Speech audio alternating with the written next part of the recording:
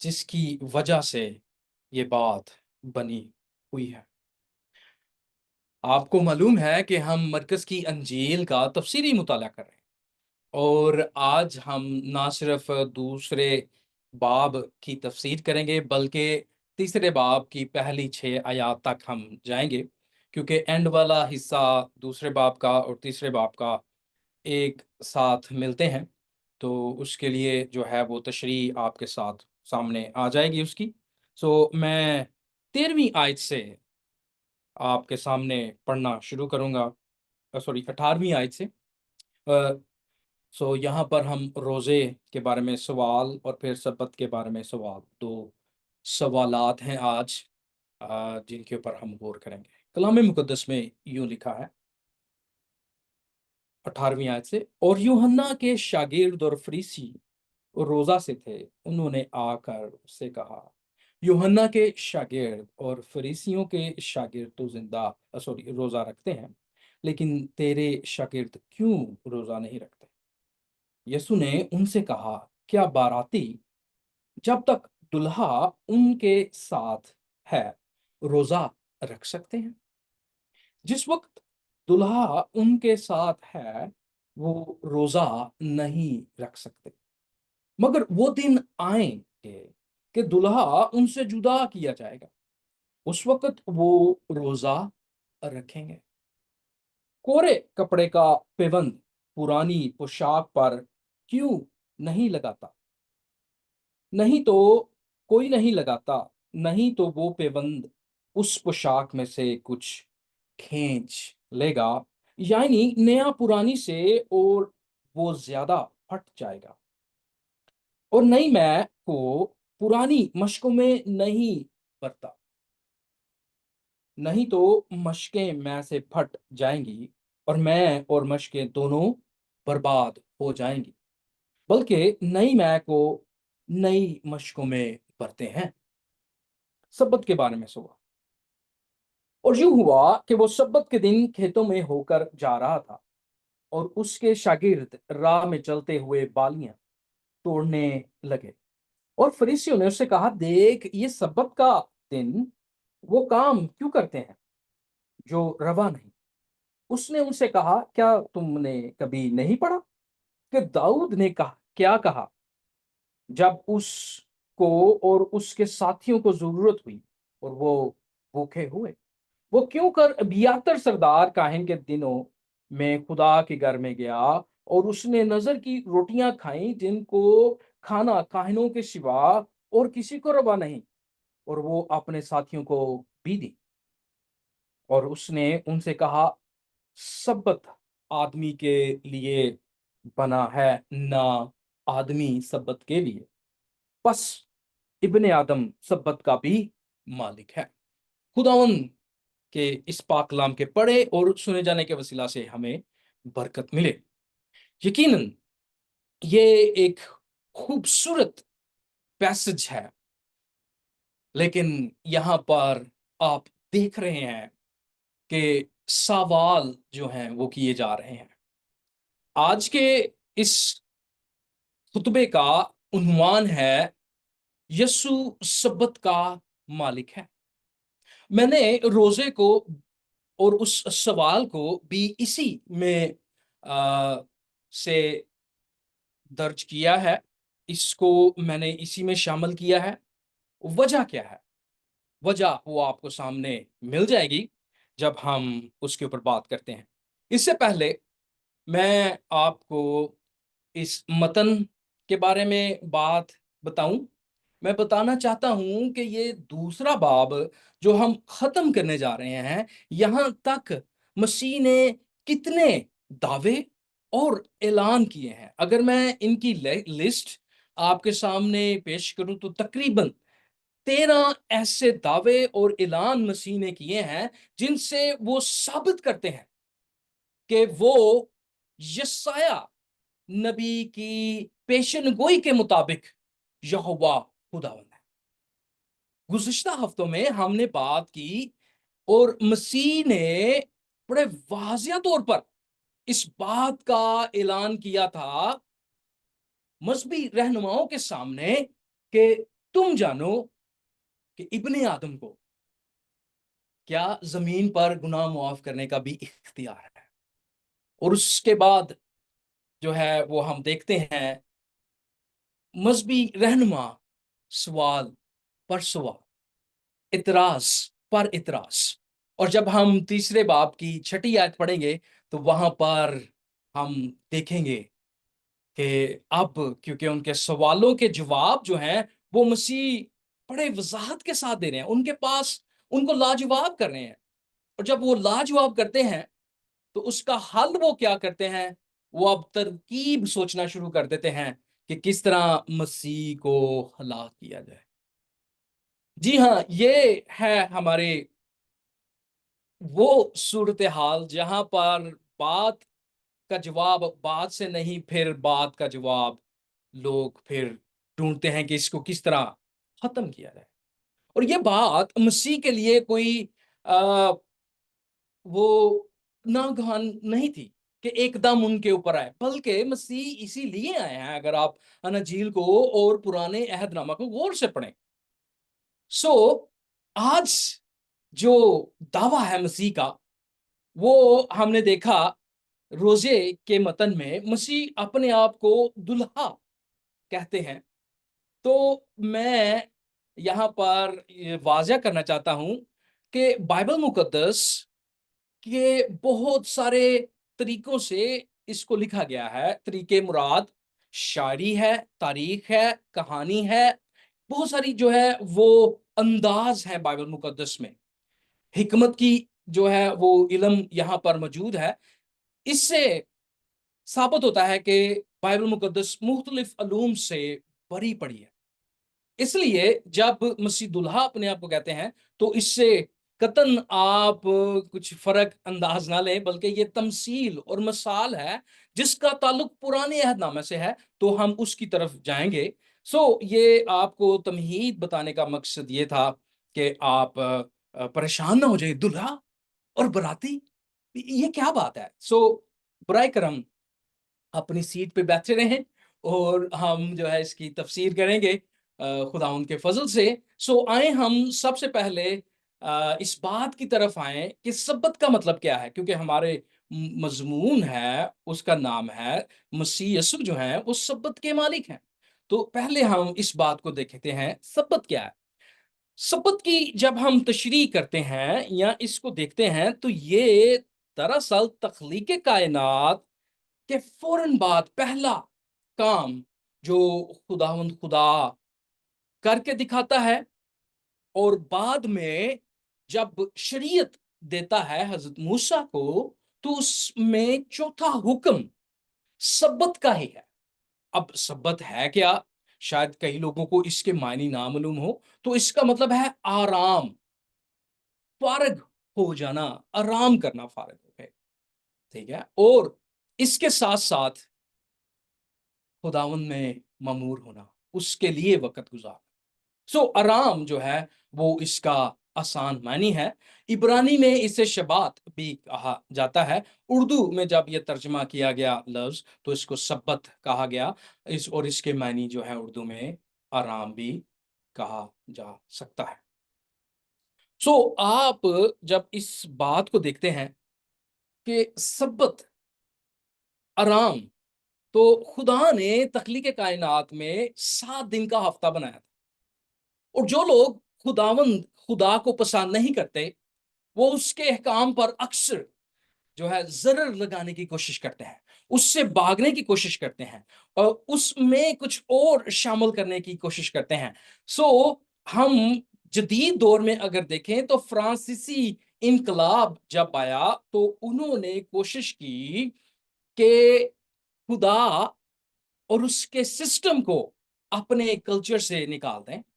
जब आप फ्रांसीसी इनकलाब की तारीख पढ़ते हैं तो वहां पर उन्होंने ना सिर्फ खुदा पर अटैक किया, उसके नाम पर अटैक किया, बल्कि उसके निज़ाम पर भी अटैक किया। और उनमें से एक बड़ी बात सब्बत की थी कि 7 दिन का जो हफ्ता था उसको उन्होंने कैंसिल किया और कोशिश की कि 10 दिनों का हफ्ता उन्होंने बनाया। जब उन्होंने 10 दिनों का हफ्ता बनाया तो ना सिर्फ उनके लोग कमजोर होना शुरू हो गए, کیونکہ انہیں زیادہ کام کرنا پڑتا تھا اور ان کو آرام کم ملتا تھا۔ ان کے جانور کمزور ہونا شروع ہو گئے اور پستہ اور خستہ حال میں وہ لوگ چلے گئے۔ بالآخر ان کو اس سسٹم کو جو تاریخ تخلیق کائنات میں خدا نے رکھ دی تھی اس کی طرف واپس آنا پڑا۔ یہی حال اس یہاں پر ہم مذہبی رہنماؤں کے بارے میں دیکھتے ہیں۔ وہ خداوند خدا کے اس احکامات اور شریعت کو تو شاید وہ سنیں یا اس پر غور کریں، لیکن انہوں نے اپنے بھی رسومات اور روایات بنا رکھی تھی۔ اور یہ جب سوال کرتے ہیں مسیح کے اوپر آ کر کہ فریسیوں کے اور یوحنا بپتسمہ دینے والے کے شاگرد جو ہیں وہ تو وہ تو روزہ رکھتے ہیں، لیکن تیرے شاگرد کیوں نہیں روزہ رکھتے؟ مسیح جو ہیں وہ یہاں پر کہتے ہیں کہ دلہا جب ان کے ساتھ ہے تو براتی کیسے روزہ رکھیں گے؟ اس کو ہم تھوڑی دیر کے لیے رکیں گے یہاں پر، لیکن ہم جاتے ہیں اور سیکھتے ہیں کہ کیا واقعی ان کا جو سوال تھا روزے کے بارے میں وہ ویلڈ تھا، وہ درست سوال تھا، یا وہ جو ہے وہ مبالغہ آرائی کر رہے تھے، یا وہ اور کوئی چیز جو ہے وہ ایڈ کر رہے تھے، یا یہ خدا کی طرف سے فرض تھا؟ تو معلوم ہوتا ہے کہ اگر آپ روزے کے سوال پر غور کریں تو احبار کی کتاب اس کے 23ویں باب اور اس کی 26 سے 32ویں باب کی 23واں باب 26 سے 32 تک ہمیں یہ حوالہ یہاں پر ملتا ہے۔ اور یہاں پر اگر آپ پڑھ سکتے ہیں تو ضرور پڑھیں۔ یہاں پر ہمیں معلوم ہوتا ہے کہ اس حوالے کے مطابق ایک ہی روزہ تھا۔ میں یہاں پر آپ کو ایک دو آیات پڑھ کے سناتا ہوں تاکہ آپ کو معلوم ہو کہ یہ روزہ صرف ایک تھا، نہ کہ روزے تھے جو فرض تھے۔ ایک روزہ فرض تھا، نہ کہ ہر ہفتے میں 2-3 روزے رکھنے۔ یہاں پر لکھا ہے، اور خداوند نے موسیٰ سے کہا اسی 7ویں مہینے کی 10ویں تاریخ کو کفارہ کا دن ہے۔ کیا ہے؟ کفارہ کا دن ہے۔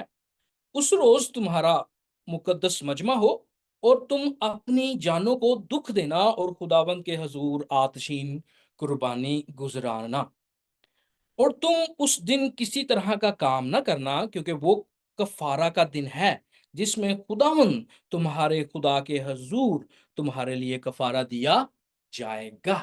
یہ وہ دن تھا جس دن انہوں نے اپنی جانوں کو دکھ دینا تھا۔ روزے کا مطلب ہے جانوں کو دکھ دینا، اپنے آپ کو ٹاٹ میں اوڑھنا اور راکھ ڈالنا اور ایک جگہ بیٹھ جانا، ماتم کی صورت اختیار کرنا، یہ روزے کا مطلب ہے۔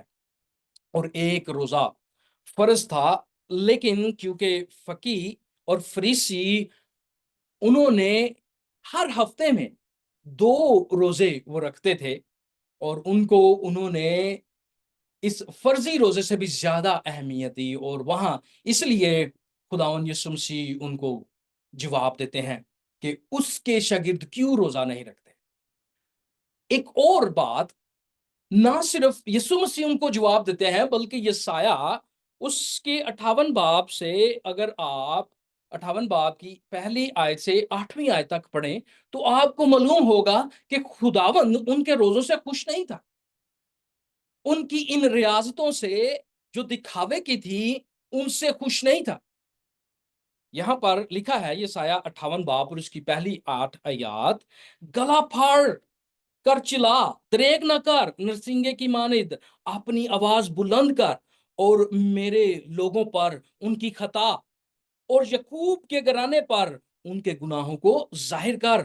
وہ روز بروز میرے طالب ہیں اور اس قوم کی مانند ہے جس نے صداقت کے کام کیے اور اپنے خدا کے کام کو ترک نہ کیا، میری راہوں کو دریافت کرنا چاہتے ہیں، وہ صداقت کے احکام طلب کرتے ہیں وہ خدا کی نزدیکی چاہتے ہیں. وہ کہتے ہیں ہم نے کس لیے روزے رکھے جب کہ تو نظر نہیں کرتا, اور ہم نے کیوں اپنی جان کو دکھ دیا جب کہ تو خیال میں نہیں لاتا. دیکھو, تم اپنے روزہ کے دن اپنی ہی خوشی کے طالب رہتے ہو. یہاں پر مسیح پر جب سوال کیا جاتا ہے اور اس کے شاگردوں پر سوال کیا جاتا ہے, تو یہ خدا کی خوشنودی نہیں بلکہ اپنے آپ کو ثابت کرنے کی کوشش کی جا رہی ہے کہ دیکھو ہم کتنے راست باز ہیں, تمہارے شاگرد تو کوئی راست بازی کا کام نہیں کرتے. اور سب طرح کی سخت محنت لوگوں سے کرواتے ہو. دیکھیں یہ روزے ہیں. دیکھو تم اس مقصد سے روزہ رکھتے ہو کہ جھگڑا رگڑا کرو اور شرارت کے کیا کرو, مکے مارو. سو اگر آپ اس پورے حوالے کو پڑھنا چاہیں تو پڑھ سکتے ہیں, لیکن یہاں پر بتانے کا مقصد یہی تھا کہ آپ اس بات کو دیکھیں کہ خدا کو ان کے یہ روزے پسند نہیں تھے. خدا کہتا ہے کہ وہ صداقت کی بات جاننا چاہتے ہیں, وہ راست بازی کی بات جاننا چاہتے ہیں, لیکن دراصل ان کے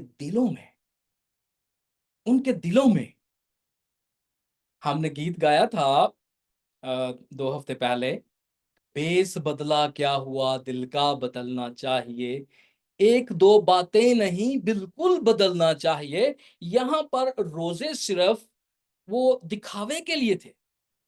جس طرح مسیح کہتے ہیں کہ فریسی اور فقی اور شرع کے عالم اور مذہبی رہنما وہ دراصل سفیدی پھری ہوئی قبریں ہیں جو اوپر سے تو خوبصورت نظر آتی ہیں لیکن دل میں اندر میں بدبو بھری ہے. کیا ہم اس طرح کے روزے رکھنا چاہتے ہیں؟ کیا ہماری خدا کے لیے محبت ایسی ہے کہ ہم دکھاوے کی محبت کریں, خدا سے اس کی عبادت دکھاوے کی کریں, اور اندر سے ہم لوگوں پر ظلم کریں, ہم شرارت کے مکے جو ہیں وہ لوگوں کو ماریں, ہم لڑائی جھگڑا اور لوگوں کے اوپر طنز کریں اور ان کو ڈھونڈیں کہ کس نے روزہ نہیں رکھا تاکہ اس کو سزا دی جائے؟ کیا ہم ایسے روزے رکھتے ہیں؟ کیا ہم اس طرح خدا کی عبادت کرتے ہیں؟ یہ سوچنے کی بات ہے. کیا ہم مسیح جو سبت کا مالک ہے, سبت سے مراد آرام دینے والا ہے, کیا اس کے بارے میں ہم اس طرح کی بات سوچتے ہیں؟ یقیناً جب ہم یہاں پر اس سوال پر غور کرتے ہیں تو یہ وہ بوجھ ہے جو فریسی شرع کے عالم دوسروں کے اوپر ڈالتے ہیں, جس کا حکم خدا نے نہیں دیا. اور جب مسیح نے یا خدا نے شریعت میں اس کا حکم نہیں دیا تو نئے احکامات نئی روایات بنانے سے وہ کیا ثابت کرنا چاہ رہے تھے؟ وہ دراصل ثابت کرنا چاہ رہے تھے جو شیطان نے باغ عدن میں کہا تھا کہ اگر تم یہ پھل کھاؤ گے تم خدا کی مانند بن جاؤ گے. اور جب ہم عبادت جو حقیقی دل سے ہوتی ہے اس سے ہٹ جاتے ہیں, جب ہم عبادت میں بھی ایسی چیزیں تلاش کرنا شروع کرتے ہیں جس میں ہمیں شان و شوکت ملے, جس میں میرا نام بلند کیا جائے, جس میں لوگ دیکھیں کہ یہ کتنا ریاضت کرنے والا شخص ہے, یہ کتنا راست باز شخص ہے, جب لوگوں کو ہم دکھاوے کی کوشش کرتے ہیں تو دراصل ہم اپنے نام کو جلال دے رہے ہوتے ہیں, نہ کہ خدا کے نام کو جلال. اس سے مراد پھر ہم اپنے آپ کو خدا بنا رہے ہیں, نہ کہ خدا کو خدا مان رہے ہیں. سوچنے کی بات ہے, فکر کی بات ہے. اب ہم جو ہے وہ آتے ہیں واپس, مسیح نے اپنے آپ کو دلہا کیوں کہا؟ اگر آپ نے پچھلا حصہ اس کی تفسیر سنی تو ہم نے بات کی تھی ہوشیہ کی کتاب کی اینڈ پہ, اور اس کے 6 باب کی 6 آیت جس میں خدا کہتے ہیں انہی عالموں کو جو ان کتابوں کو پڑھتے تھے کہ جاؤ جا کر تلاش کرو اور دریافت کرو, میں رحم پسند کرتا ہوں قربانی نہیں. سے کیا مراد ہے؟ اس کتاب کو پڑھنے سے کیا مراد ہے؟ اب پھر مسیح دوبارہ جب دلہے کی بات کرتے ہیں تو یسایہ 2 باب اس کی 14 سے 20 آیت وہ دوبارہ مسیح اس کی طرف نشاندہی کرتے ہیں۔ مسیح اس حصے میں چیز کیا ہے، تاکہ میں آپ کو اس کی نشاندہی کرواؤں اس سے پہلے میں پڑھوں۔ اس میں مسیح خدا کی طرف اشارہ کرتے ہیں، اور خدا اپنے آپ کو اسرائیل کا دلہا اور اس کو اپنی دلہن اور اس کو براتی اور اس کو ان لوگوں کو جو ہے وہ اپنے ماننے والوں کو وہ تشبیہن اس طرح زبان استعمال کرتا ہے خدا۔ اور دوسری بات، یہاں پر بلیم جو بت تھا اس کے بارے میں بھی بات کرتے ہیں، اور یہ مصر سے نکلنے کی بات ہے، جب خداوند خدا مصر سے اسے نکالا تھا۔ اور یہاں پر جب ہم اس بات کو پڑھتے ہیں تو معلوم ہوتا ہے مسیح کہتے ہیں کہ یہ برات، یہ خوبصورت ایونٹ اس لیے تشکیل پایا جا رہا ہے کہ جس طرح تم کو مصر میں سے میں نے نکالا تھا، اب میں یہاں تمہیں حقیقی موت سے نکالنے آیا ہوں۔ یہ یہ جشن جو ہے یہ حقیقی موت سے نکلنے کا جشن ہے۔ یہ جشن حقیقی غلامی سے آزادی کا جشن ہے۔ اس لیے مسیح یہاں پر دلہے کی زبان استعمال کرتے ہیں، کیونکہ پرانے عہد نامہ میں یہی زبان استعمال کی گئی تھی۔ اگر آپ میرے ساتھ پڑھیں ہوشیہ 2:14-20، 6 آیات ہیں، میں آپ کے سامنے پڑھتا ہوں۔ یوں لکھا ہے، تو بھی میں اس اسے فرفتہ کر لوں گا اور بیابان میں لا کر اس سے تسلی کی باتیں کہوں گا، اور وہاں سے اس کے پاکستان اسے دوں گا اور عکور کی وادی میں، تاکہ وہ امید کا دروازہ، یاد آیا مسیح نے انجیل میں فرمایا ہے کہ میں زندگی کا دروازہ ہوں، امید کا دروازہ ہو۔ اور یہ امید مستقبل کے بارے میں ہے، امید ہر بار مستقبل کی جاتی ہے، اور وہاں گایا کرے گی جیسے اپنی جوانی کے ایام میں وہ ملک مصر سے نکل آنے کے دنوں میں گایا کرتی تھی۔ خداوند فرماتا ہے، تب وہ مجھے ایشی یعنی اے میرے دلہا یا خاوند کہے گی، وہ پھر بالیم بتوں کی پوجا نہ کہے گی، کیونکہ میں بالیم کے نام اس کے منہ سے دور کروں، اور پھر کبھی ان کا نام نہ لیا جائے گا۔ تب میں ان کے لیے جنگلی جانوروں اور ہوا کے پرندوں اور زمین پر رینگنے والوں سے عہد کروں گا، اور کمان اور تلوار اور لڑائی کو ملک سے نیست کروں گا، اور لوگوں کو امن و امان سے لیٹنے کا موقع دوں گا، اور تجھے اپنی ابدی نامزد کروں گا۔ ہاں، تجھے صداقت اور عدالت اور شفقت اور رحمت سے اور اپنی نامزد کروں گا۔ میں تجھے وفاداری سے اور اپنی نامزد بناؤں گا، اور تو خداوند کو پہچانے گی۔ یہ وعدہ خداوند خدا کر رہا ہے مستقبل کا، اور یہاں جب مسیح اس کا ذکر کر رہا ہے تو دراصل وہ کہہ رہا ہے کہ یہ وہ وعدہ ہے جو پورا ہوا۔ ہمارا خداوند یقیناً وہ کلام کو پورا کرتا ہے، وہ یہوہ خداوند ہے۔ مرکز پہلا باب اور اس کی 2 آیت اور تیسری آیت میں واضح طور پر اس کا اعلان مرکز کرتا ہے کہ میں وہ آواز ہوں جو بیابان میں پکارتی ہے، اور جو آنے والا ہے وہ یہوہ خداوند ہے۔ اور مسیح یہاں پر بار بار اپنے سوال کرنے والے، تنقید کرنے والوں کو جواب دیتا ہے۔ وہ کسی کونے میں، کسی غار میں، کسی پہاڑی میں چھپ کر یہ باتیں نہیں کرتا، بلکہ وہ ان کے سامنے، ان کے منہ پر نہ صرف ان کو جواب دیتا ہے بلکہ ان کو لاجواب کر دیتا ہے۔ اس کے ساتھ اگر ہم ذکریہ اس کا 7 باب اور اس کی 8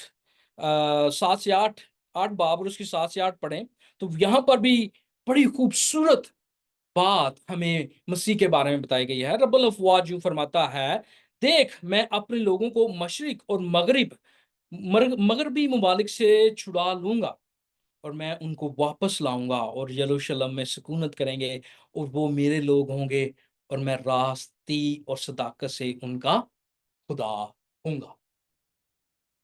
مسیح یہاں پر راستی اور صداقت کو قائم کرنے آیا ہے، نہ کہ ان سوالوں سے جن سے وہ کہتے ہیں کہ تم روزے کیوں نہیں رکھتے جو روزے ہم رکھتے ہیں۔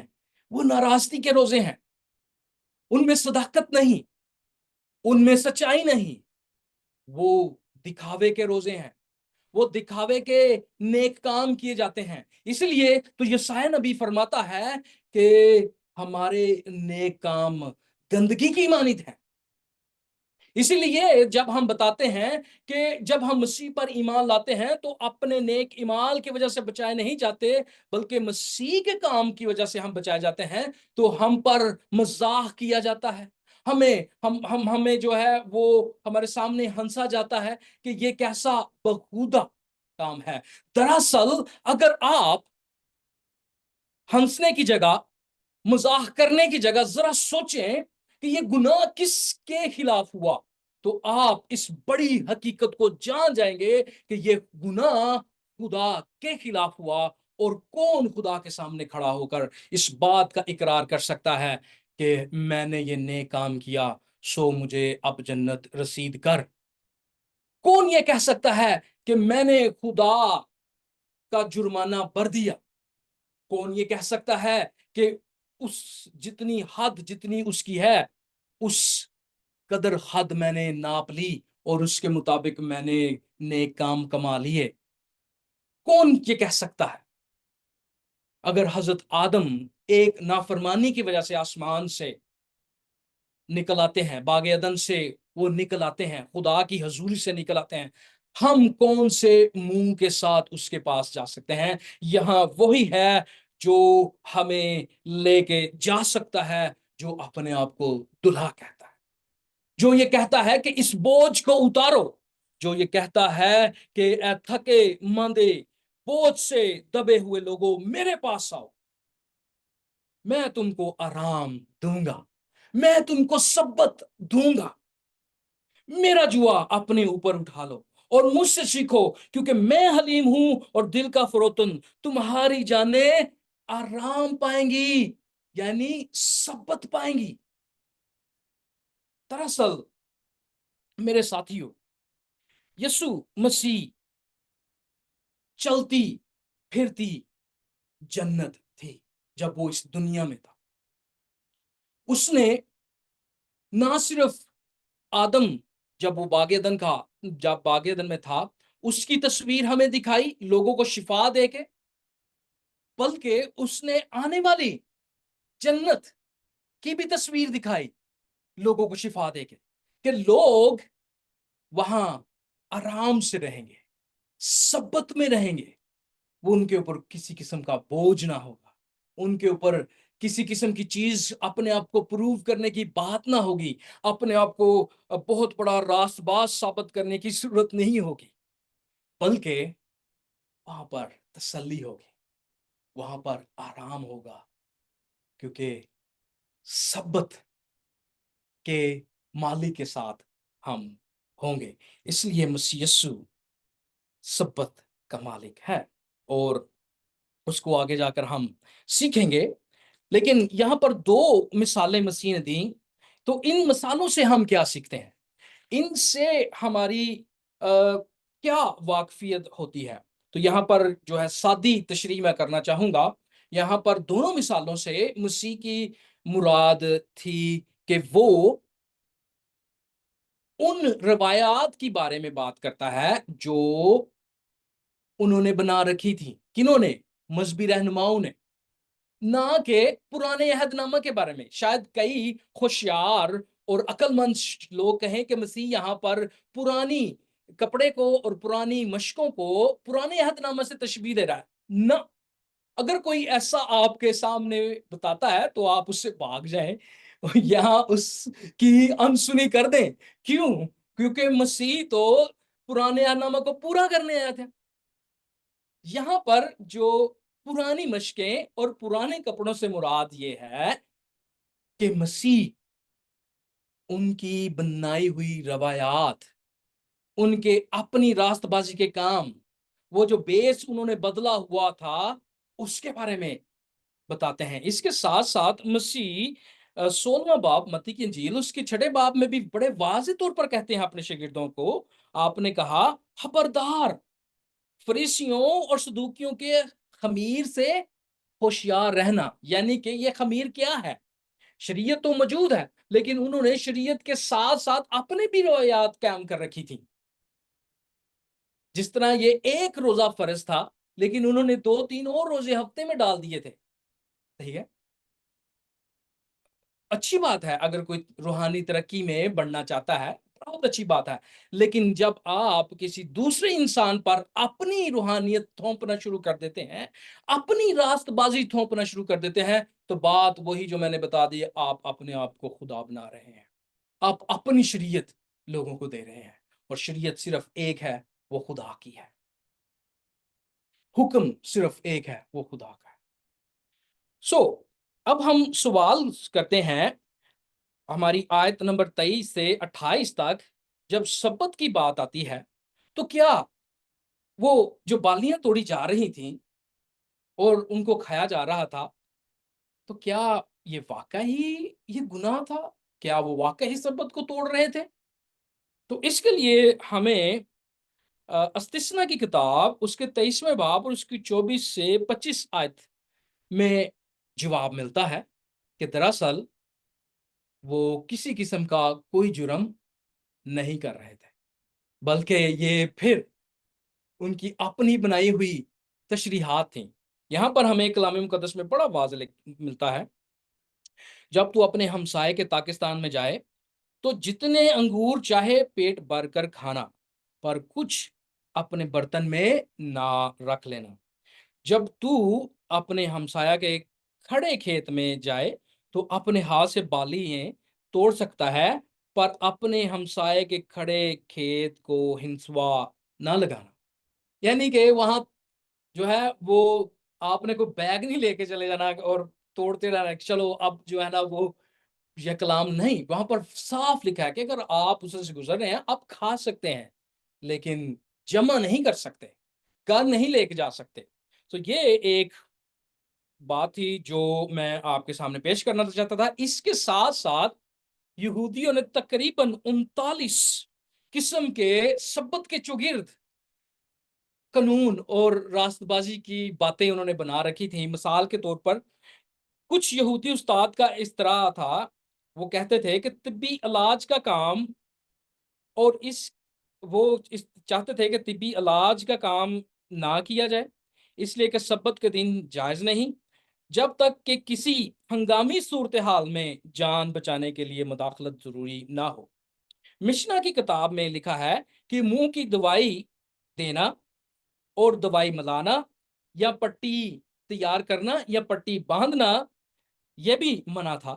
اس سے بھی زیادہ چونکا دینے والی بات یہ تھی کہ ربیوں نے کیا کرنے اور ٹوٹے ہوئے جوڑوں کو اپنی اصل جگہ پر لے جانے، سوزش کو کم کرنے، درد کو کم کرنے کے فاقے، اور اگر پھوڑا ہے تو اس کو اگر آپ نے چیرا لگانا ہے تو وہ بھی ممنوع تھا اس وقت تک اگر وہ جان لیوا نہیں۔ تو یہ عجیب عجیب طرح کے انہوں نے سبت کے دن کے لیے تشریحات بنا رکھی تھی۔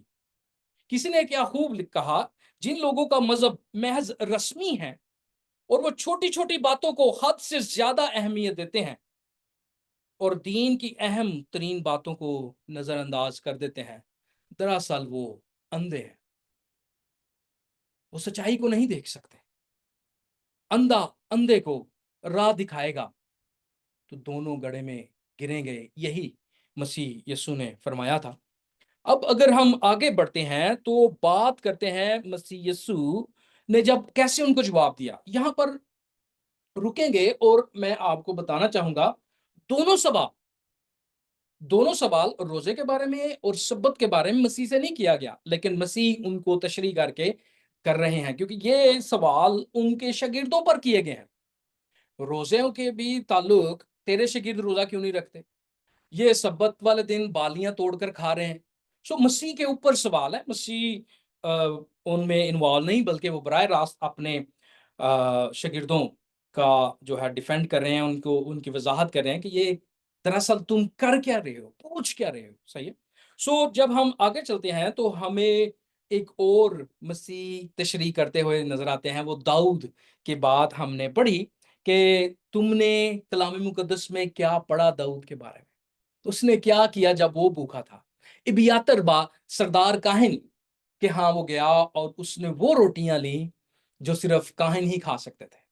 تو اب مسیح جب یہ سوال کرتے ہیں تو یہاں پر بڑی خوبصورت بات، جیسی رویل ایک بڑے خدا کے اچھے خادم ہوئے ہیں 18ویں صدی میں، انہوں نے کیا کہا اس کے بارے میں.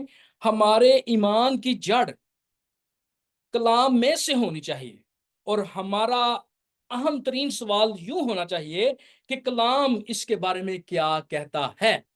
جب بھی لوگ آپ سے سوال کریں، جب بھی لوگ آپ کو کہیں کلام مقدس تبدیل ہو گیا ہے، انجیل تبدیل ہو گئی ہے، بائبل مقدس منسوخ ہو گئی ہے، تو آپ سمپل کہیں کہ آپ کی کتاب کیا کہتی ہے، کلام کیا کہتا ہے، انجیل مقدس اس کے بارے میں کیا کہتی ہے. یہی اصول مسیح یسوع کا تھا. مسیح یسوع ان کو یہ نہیں کہتے اچھا میں تم کو جو ہے فلسفہ بتاتا ہوں، میں تم کو اس طرح کی مثالیں دیتا ہوں. نہیں، مسیح نے سمپل جواب دیا کہ کلام مقدس کیا فرماتا ہے، داؤد نے کیا کیا تھا، اور وہاں وہ اس بات سے لاجواب ہو جاتے ہیں. سبت، پھر مسیح کہتے ہیں سبت آدمی کے لیے بنا ہے، نہ آدمی سبت کے لیے.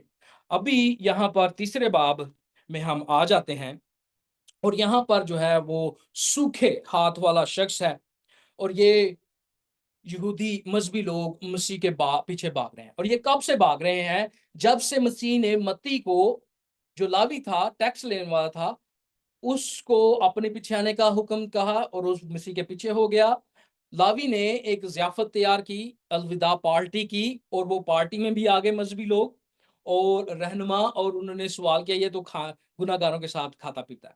اب جب وہ مسیح نے اس کا جواب دیا تو پھر وہ کیا کہتے ہیں، اچھا یہ نہیں بنا تو یہ روزے کا سوال کرتے ہیں. اب یہ نہیں بنا تو پھر ہم اس کے پیچھے چلتے ہیں، وہ جہاں جہاں جاتا ہے، وہ کھیت میں مسیح آ گیا تو وہاں پر وہ سوال کرتے ہیں جناب اب یہ دیکھیں آپ تو سبت کا بھی احترام نہیں کرتے.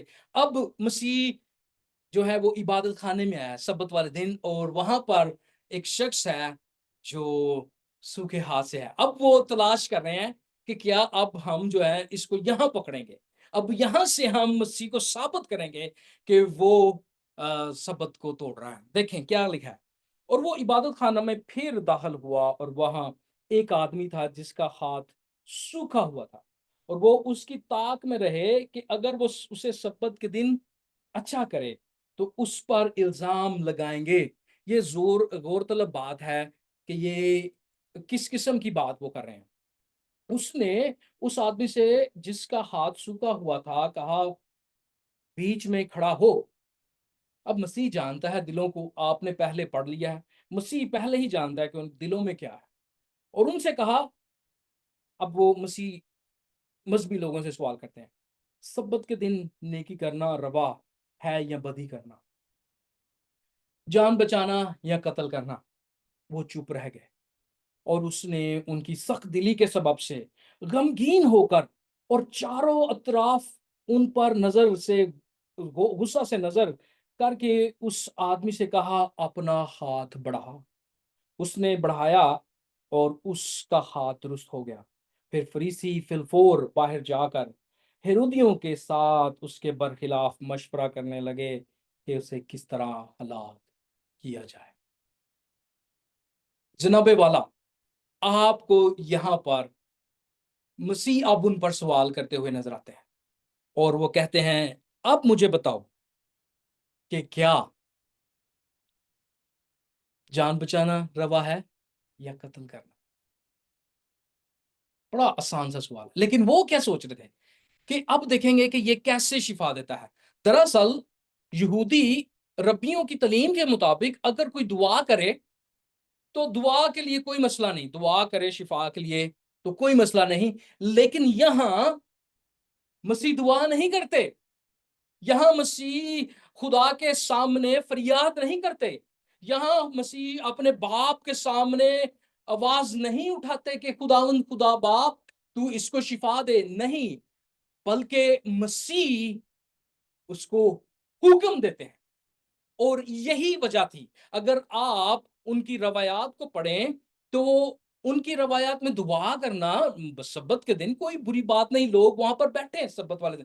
لیکن مسیح دراصل سبت والے دن اختیار کا کام کر رہے ہیں. مسیح تخلیق کا کام کر رہے ہیں. اور مسیح حکم دیتے ہیں. اور اس دن اسی وقت اس کا ہاتھ مکمل طور پر درست ہو گیا. اور وہ کیا کرتے ہیں؟ جا کر مسیح کو ہلاک کرنے کا پلان کرتے ہیں. دیکھیں، مسیح اپنے آپ کو کہتے ہیں کہ میں سبت کا مالک ہوں. اور یہاں پر اس کو مار دینے کی کوشش کی جا رہی ہے جو آرام دینا چاہتا ہے، جو سکون دینا چاہتا ہے، جو ہمارا بوجھ اٹھا کے لے جانا چاہتا ہے. اس کو مار دینے کی کوشش کی جا رہی ہے. اور یہ کیوں کی جا رہی ہے؟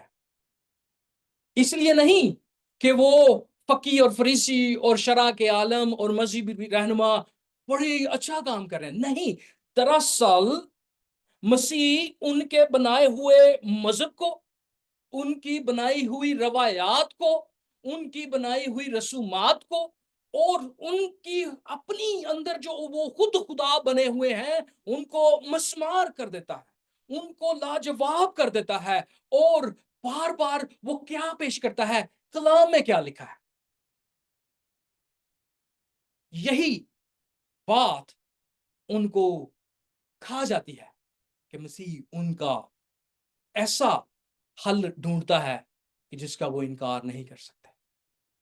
اور بلاہر وہ کیا حل ڈھونڈتے ہیں؟ کہ اس کو مار ڈالے. لیکن یہاں پر جب مسیح کہتے ہیں کہ میں سبت کا مالک ہوں، تم جانو، یہاں پر الفاظ بڑے خوبصورت ہیں، میں پڑھنا چاہتا ہوں. پس ابن آدم سبت کا مالک ہے، آرام کا مالک ہے. خوبصورت بات. شاید آپ نے غور کیا یا نہیں، ان دو ابواب میں اگر آپ غور کرتے ہیں تو تقریباً 13 سے زیادہ دعوے مسیح نے اپنے آپ کو ثابت کرنے کے لیے کہ وہ یہوہ خداوند ہے جو نبیوں کی پیشن گوئیوں کے مطابق وہ آ گیا ہے. اور وہ کیوں آیا ہے؟ وہ دلہا بن کے آیا. وہ دلہے، جب دلہا آتا ہے تو جشن کیا جاتا ہے، دکھ نہیں کیا جاتا، ماتم نہیں کیا جاتا. جب دلہا آتا ہے تو آرام کا وقت ہوتا ہے، کھانے کا وقت ہوتا ہے، بوجھ اتارنے کا وقت ہوتا ہے. لیکن جو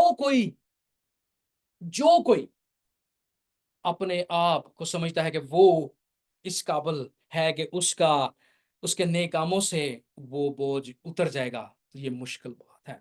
کیوں؟ کلام مقدس میں صاف لکھا ہے. مکاشفہ کتاب اس کے 5ویں باب اور اس کی پہلی 5 آیات میں پڑھنا چاہتا ہوں. یہاں پر آسمان اور زمین میں دیکھا گیا ہے کہ کون بچا سکتا ہے، کس کے نیک اعمال اس کو بچا سکتے ہیں، کون اس قدر بڑا ہے کہ وہ خدا کے سامنے اس کتاب کو کھول سکتا ہے. تو میرے ساتھ پڑھیے مکاشفہ 5 باب پہلی 5 آیات. اور جو تخت پر بیٹھا تھا میں نے اس کے دہنے ہاتھ میں ایک کتاب دیکھی جو اندر سے اور باہر سے لکھی ہوئی تھی، اور اسے 7 مہرے لگا کر بند کیا گیا تھا. پھر میں نے ایک زور آور فرشتے کو بلند آواز سے یہ منادی کرتے دیکھا کہ کون اس کتاب کو کھولنے اور اس کی مہرے توڑنے کے لائق ہے؟ کون ہے؟ کس کی ریاضت اس قدر قابل ہے؟ کون اس قدر اچھا راست باز ہے؟ کون اس قدر کامل راست باز ہے جو اس کتاب کو کھول سکے؟ آگے لکھیں، دیکھیں کیا ہے. اور کوئی شخص آسمان پر یا زمین پر یا زمین کے نیچے اس کتاب کو کھولنے کے قابل نہ ٹھہرا.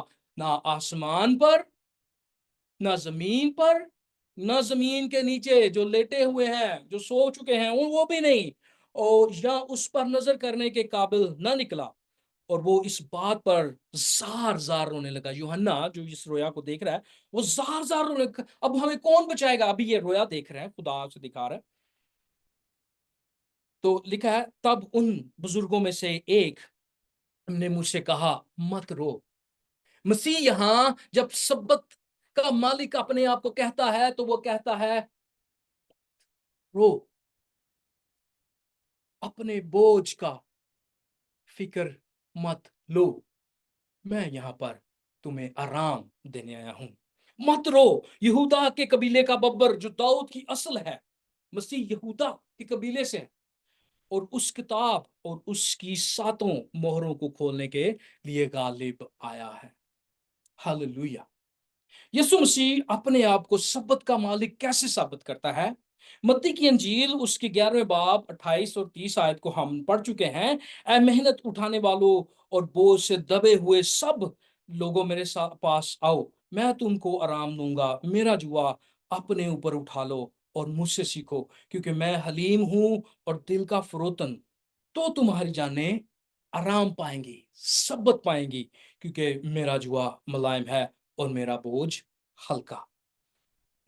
یوحنا 14:27 میں مسیح فرماتے ہیں، میں تمہیں اپنا اطمینان دے جاتا ہوں، اپنا اطمینان تمہیں دیتا ہوں، جس طرح دنیا دیتی ہے میں تمہیں اس طرح نہیں دیتا، تمہارا دل نہ گھبرائے اور نہ ڈرے۔ اور پھر یوحنا 16:33 میں فرماتے ہیں، میں نے تم سے یہ باتیں اس لیے کہیں کہ تم مجھ میں اطمینان پاؤ، آرام پاؤ، سبت پاؤ۔ دنیا میں دکھ اٹھاتے ہو، لیکن خاطر جمع رکھو، میں دنیا پر غالب آیا ہوں۔ پھر مسیح یوں فرماتے ہیں، صلیب کے اوپر، وہاں پر مسیح جان کنی کے حالت میں ہے، لیکن صلیب پر مسیح آرام دے رہے ہیں۔ سنیے مسیح کیا فرماتے ہیں۔ 23 باب ہے لوکا کی انجیل، اس کا 42 سے 43 آیت۔ اور پھر اس نے کہا، اے یسوع، جب تو اپنی بادشاہی میں آئے تو مجھے یاد کر۔ اگر آج آپ سمجھ چکے ہیں کہ آپ کی نیکی آپ کو بچا نہیں سکتی، اگر آج آپ اس بات کو سمجھ گئے ہیں کہ جو بوجھ آپ اٹھائے ہوئے ہیں اپنے آپ کو راست باز بنانے کا اور نیک کام کرنے کا، وہ آپ کے کام نہیں آئے گا، بلکہ مسیح یسوع کی قربانی آپ کے کام آئے گی، تو عزیز بھائیوں اور بہنوں، اگلی اس آیت کو سنیں، جہاں وہ کہتا ہے کہ جب تو اپنی بادشاہی میں آئے تو کیا کرنا؟ مجھے یاد کرنا۔ اب بھی آج مسیح کو کہہ سکتے ہیں کہ مجھے یاد کر۔ آپ دعا کر سکتے ہیں اپنے دل میں، اس کو بلا سکتے ہیں۔ اور کیا یہاں پر فرمایا گیا ہے، اور اس نے اس سے کہا، میں تجھ سے سچ کہتا ہوں کہ تو آج ہی میرے ساتھ فردوس میں ہوگا، آرام میں ہوگا، اطمینان میں ہوگا، تسلی میں ہوگا۔ خود مسیح صلیب پر ہے اور اس کو تسلی، مسیح کو معلوم ہے کہ وہ کون ہے، مسیح کو معلوم ہے کہ وہ اسی لیے آیا، اور مسیح کو معلوم تھا جب مذہبی عالموں نے مسیح کے بارے میں پلان بنانا شروع کیا، اور یہ پلان اس وقت کا نہیں بلکہ شروع سے آدم سے یہ پلان بن چکا تھا، بلکہ بنائے عالم سے یہ پلان بن چکا تھا کہ مسیح آپ کے لیے، میرے لیے دکھ اٹھائے گا اور مردوں میں سے جی اٹھے گا۔ ایک خدا کے خادم نے بڑی خوبصورت بات کی اور اس کے ساتھ اختتام کرتے ہیں۔ انہوں نے کہا، اگر آپ یسوع مسیح کو اپنا نجات دہندہ قبول نہیں کرتے تو آپ کے دیگر تمام انتخابات زمین پر آپ کی زندگی کو جہنم بنا دیں گے اور پھر ہمیشہ کے لیے جہنم میں بھیج دیں گے۔ آج آپ کے پاس یہ موقع ہے، اگر آپ مسیح کا انتخاب کرتے ہیں تو زمین پر سارے انتخابات آپ کے لیے بہترین ہوگے، جو آپ کو جنت فردوس میں لے جائیں گے۔ اس ڈاکو نے جو صلیب کے ساتھ دوسری صلیب پر مسیح کے ساتھ لٹکا تھا، اس نے اچھا انتخاب کیا، اس نے سبت کا انتخاب کیا، اس نے سبت کے مالک کا انتخاب کیا۔ کیا آپ اس سبت کے مالک کا انتخاب کرنا چاہتے ہیں؟ اگر آپ چاہتے ہیں تو برائے کرم ہمیں میسج کر سکتے ہیں، کمنٹ کر سکتے ہیں